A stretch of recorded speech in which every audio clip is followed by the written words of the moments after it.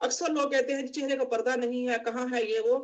नबी सल्लल्लाहु अलैहि वसल्लम के अहद मुबारक में इसका राइज होना बकसरत रिवायात से साबित है।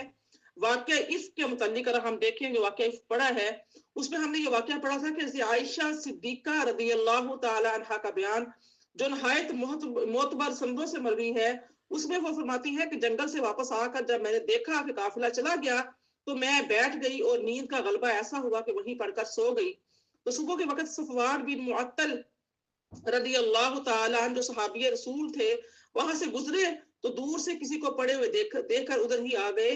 तो आपने जब मुझे देखा, देखते ही पहचान लिया। क्यों पहचाना कि हिजाब के हुक्म से पहले वो मुझे देख चुके थे।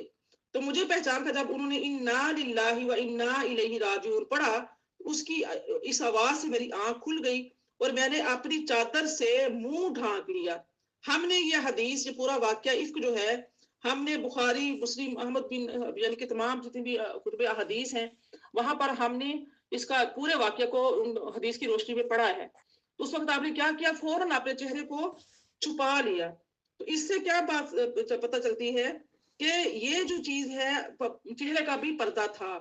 तो एक वाक्य में मजकूर है कि एक खातून उम्मे खल्लाद का लड़का एक जंगल में शहीद हो गया। वो इसके मुतालिक दरियाफ्त करने के लिए नबी सल्लल्लाहु अलैहि वसल्लम के पास आई, मगर इस हाल में भी चेहरे पर निकाब पड़ी हुई थी।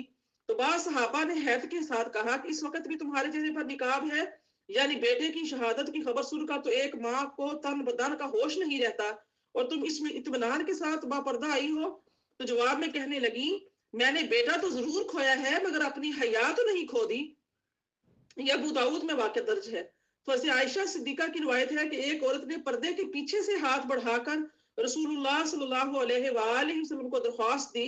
हजूर सल्लल्लाहु अलैहि वसल्लम ने पूछा, ये औरत का हाथ है या मर्द का? अब देखिए, ये बात को हमारे लिए कही जा रही है। एक औरत जो पर्दे के पीछे से आप आका करीम सल्लल्लाहु अलैहि वसल्लम को कोई दरख्वास्त दे रही है, तो क्या इस बात की अलामत नहीं है कि जो औरत पर्दे के पीछे से है वो औरत ही है? लेकिन इसमें हमारे लिए सबक क्या है, देखिए जरा गौर कीजिए। उसने अर्ज किया, आपने फरमाया कि आयशा ये जो पर्दे के पीछे औरत थी या मर्द थी? तो हज़रत आयशा सिद्दीक़ा ने अर्ज किया, या रसूलुल्लाह सल्लल्लाहु अलैहि वसल्लम ये औरत ही है। फरमाया औरत का हाथ है तो कम से कम नाखून भी मेहंदी से रंग लिए होते। अब हमारे यानी कि ये भी फैशन हो गया है कि मेहंदी या तो लगानी है तो फिर पूरे पूरे बाजुओं तक लगा लेनी है, आगे पीछे ऊपर सब लगा लेनी है, पाँव पे भी लगा लेनी है, और या तो फिर लगानी ही नहीं है, बिल्कुल भी नहीं लगानी। कुछ लोग बिल्कुल नहीं लगाते। अब मेहंदी नाखूनों पे लगाना आका वसल्लम ने यानी कि इसका हुक्म दिया है। कम अज कम औरत अपने नाखूनों पे मेहंदी लगा के रखे। नहीं पता किसी वक्त कैसे कि कोई ऐसा हादसा पेश आ जाए, अल्लाह ने कदर में क्या लिखा हुआ नहीं पता होता। कभी ऐसा जगह पे अल्लाह ताला हम सबको महफूज फरमाए। इसमें हिकमतें बहुत ज्यादा हैं। और नाखून जो होते हैं ये गलते सड़ते नहीं है, बाज दफा कब्रें बिल्कुल खत्म हो जाती हैं, हड्डियां रह जाती हैं। तो नाखून जो है, ये हड्डी जो है, ये गलते सड़ते नहीं है। पहचान के लिए काफी होता है कि ये कब्र औरत की है। सम टाइम ऐसा यानी कि हादसा पेश आता है कि जहाज वगैरह जो है वो क्रैश कर जाता है। बाज सम टाइम जगह पे ऐसा होता है कि बॉम्ब ब्लास्ट कर जाता है। बाज दफा ऐसा होता है किसी सफर में जा रहे हैं, गाड़ी में आग लग जाती है, मर्दों औरत इकट्ठे सवार होते हैं, तो उस वक्त भी सारी मैयत जल जाती है। ऐसी हो जाती है कि शनाख्त नहीं हो सकती। तो ये जिस्म के जो हाथ पांव के जो नाखून होते हैं, कम अज कम अगर इन पे मेहंदी लगी हुई है, इतनी शनाख्त जरूर हो जाती है कि ये मैयत, ये यानी कि जिस्म की बॉडी पार्ट है, ये औरत के हैं। इसमें बहुत सी जो है ना ये पिन्हा है, इसमें राज बहुत से पिन्हा है। तो लिहाजा आका करीम सल्लल्लाहु अलैहि वसल्लम ने फरमाया कि आयशा ये औरत थी या मर्द था? तो फरमाया या रसूल अल्लाह ये औरत थी। तो फरमाया फिर इसने अपने नाखून क्यों नहीं मेहंदी से रंग लिए ताकि पहचान नहीं जाए कि ये औरत के हाथ है, औरत है। तो ऐसे आयशा सिद्दीका रदी अल्लाह तआला की रिवायत है कि हिज्जतुल विदा के सफर में हम लोग बहालते हराम मक्का की तरफ जा रहे थे। जब मुसाफिर हमारे पास से गुजरने लगते तो हम औरतें अपने सर से चादरें खींचकर मुंह पर डाल लेती और जब वो गुजर जाते तो हम मुंह खोल लेती थी। यहाँ पर भी चेहरे का पर्दा जो है वो साबित हो रहा है इस दलील से भी कि यहाँ पर भी यानी कि जब मर्दों का सामना होता तो आप अपनी चादरें खींच के थोड़ा चेहरे के आगे कर लेती, या चेहरे के आगे कोई चीज ऐसी कर ले ताकि मर्दों का सामने से गुजर हो तो मर्दों की नजर ना पड़े। तो अब गस्से बसर के इस हुक्म से मुस्तस्ना सिर्फ वो सूरतें हैं जिनमें किसी औरत को देखने की कोई हकीकी जरूरत हो। मसलन आप देखिए कि कोई शख्स किसी औरत से निकाह करना चाहता है, तो इस गरज के लिए औरत को देख लेने की ना सिर्फ इजाजत है बल्कि ऐसा करना कम अज कम मुस्तहब अमल है। तो मुगीरा बिन शोबा की रिवायत है कि मैंने एक जगह निकाह का पैगाम दिया तो रसूलुल्लाह सल्लल्लाहु अलैहि वसल्लम ने पूछा, तुमने लड़की को देख भी लिया है? मैंने अर्ज किया, नहीं या रसूलुल्लाह सल्लल्लाहु अलैहि वसल्लम, मैंने लड़की को नहीं देखा। आका करीम अलैहिस्सलाम ने फरमाया, उसे देख लो। तो इस तरह ज्यादा तवक्को की जा सकती है कि तुम्हारे दरमियान मुवाफकत होगी। मेरी प्यारी बहनों, अब यहाँ पर सिर्फ और सिर्फ हमें देखने का हुक्म मिलता है कि अगर लड़की लड़के का रिश्ता तय हो रहा है, पहले बड़ों ने लड़की को आपस में देख लिया है, पसंद आ गई है लड़की, तो अब क्या है कि लड़की पसंद आ गई है और लड़के वालों को लड़का पसंद आ गया है, लड़की वालों को लड़की। अब क्या करना है? अब जब जब बड़ों में बात तय हो रही है तो उस तय होने से पहले, बात को पक्का करने से पहले, आपस में कोलो करार करने से पहले लड़का लड़की आपस में एक दूसरे को दिखा दी जाए, मिला दी जाए।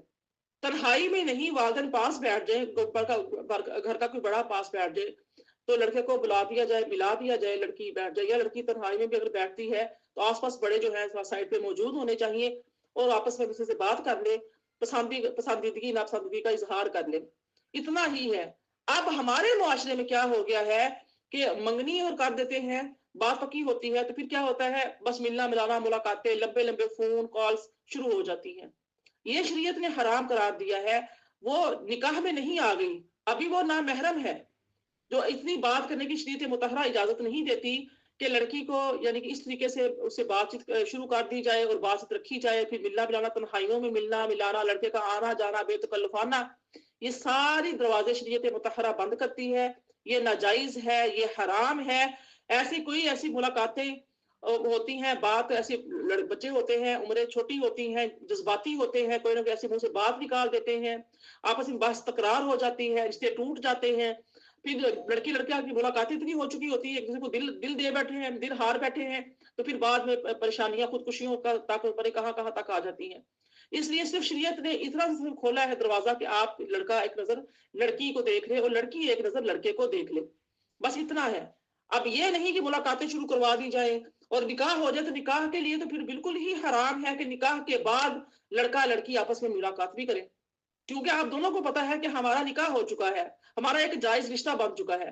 अब जब तक लड़की की रुखसती नहीं होती तो लड़का उसके ऊपर हर तरह के इख्तियार रखता है। खुदा ना खासा ऐसी कोई तन्हाई मिल जाए, उस तन्हाई में आपस में इनका कोई ऐसा जज्बाती ताल्लुक कायम हो जाए जिससे माँ बाप को शर्मिंदगी उठानी पड़े, लड़की की रुखसती से पहले ही पता लगे कि वो हामला हो चुकी है, ऐसा कोई प्रॉब्लम बन गया, ऐसा कुछ हो गया। तो शरीयत मुतहरा निकाह के बाद यानी कि मिलने मिलाने से भी मना फरमाती है। निकाह जब हो जाए फिर रुखसती में देर ना करे, रुखसती जल्दी कर दे।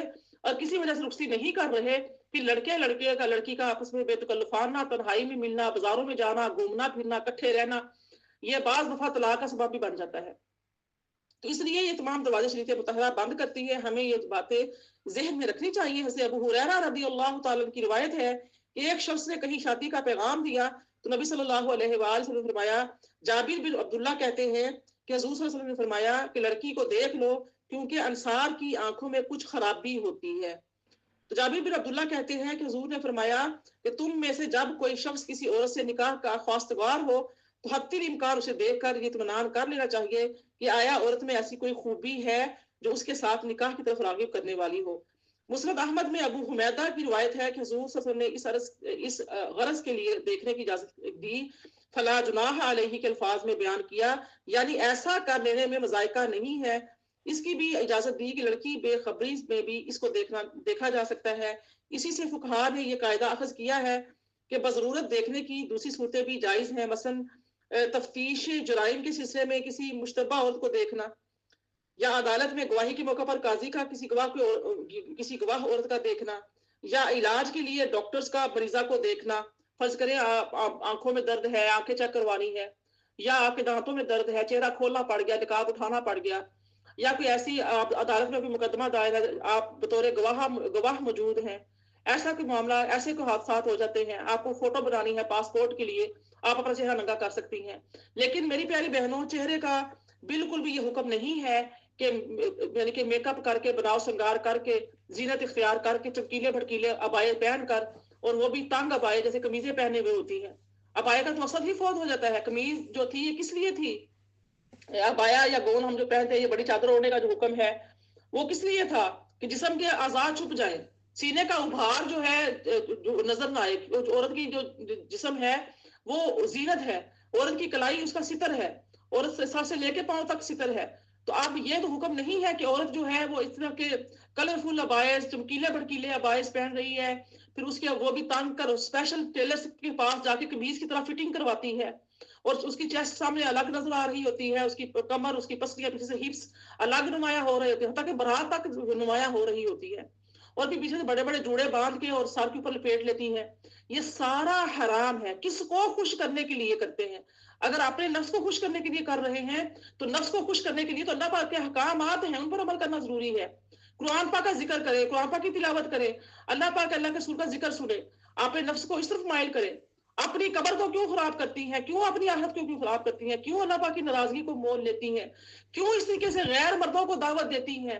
अगर तो दिल में नीयत नहीं है, लेकिन फैशन इस तरीके का किया हुआ है, अबाया इस तरीके का पहना हुआ है, इस तरीके से चेहरे का मेकअप ऐसा किया हुआ है, पीछे से बालों का जूड़ा इतना बड़ा बनाया हुआ है, पूरा वो जो हिजाब है, स्कार्फ है, वो पूरा बालों पे ही लपेट लिया है, तो सीना आगे से सीने का उभार नजर आ रहा है। ये कत्ल, ये बिल्कुल हराम है। ऐसी औरतें बरोज़े क़यामत छातियों के बल लटकाई जाएंगी। उनकी ये छातियां, इनके जो चेस्ट जो है इतने लंबे, इतने बड़े कर दिए जाएंगे कि जैसे रस्सियों के साथ बंदा कोई खैर की किसी चीज के साथ बांधता है तो उल्टा लटकाई जाएंगी। कि ये औरतें जो थी, ये अपने सीने के उभार को छुपाती नहीं थी, ये गैर मर्दों पर जाहिर करती थी। अब देखा देखी, ये नहीं कि हम अरब में आ गए हैं तो हम कहीं अरब में, अरब सारा अरबी जानते हैं, कुरान जानते हैं। अरबों में बहुत ज्यादा जाहिलियत है, बस पैसा आ गया है, मॉडर्न जाहिलियत मैं कहूंगी, तो जाहिलियत में डूबे हुए हैं। इनको देख के इनको कॉपी ना करें। इन जैसे अबायाज, इन जैसे यानी कि स्कार्फ हिजाब करने का तरीकाकार, आगे से सीने का उभार नजर आ रहा है, पीछे से हिप्स नजर आ रहे हैं, जिस्म के खदो खाल नजर आ रहे हैं, तंग बुर्के पहने हुए हैं, ये सारे हराम है, जहन्नुम में ले जाने वाले काम हैं, अल्लाह पाक की नाराजगी का बायस है, फरिश्तों की लानत होती है। ऐसी औरतों को फाहिशा औरतें कहा गया है।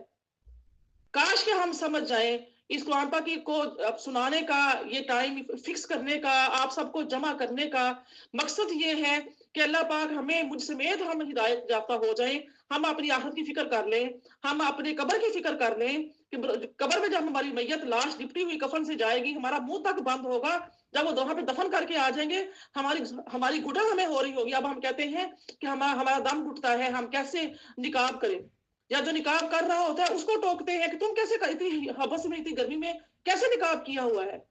भाई बचपन से जिसको आदत होती है वो कर लेता है, जिसे अल्लाह का डर होता है, कब्र का खौफ होता है, वो कर लेता है। तो फिर चेहरे का मेकअप कर करके, इतना बनाव श्रृंगार कर करके अपने आप को इस तरह पेश करना, तो ये बिल्कुल कतन हराम है। काश के हमें ये समझ आ जाए।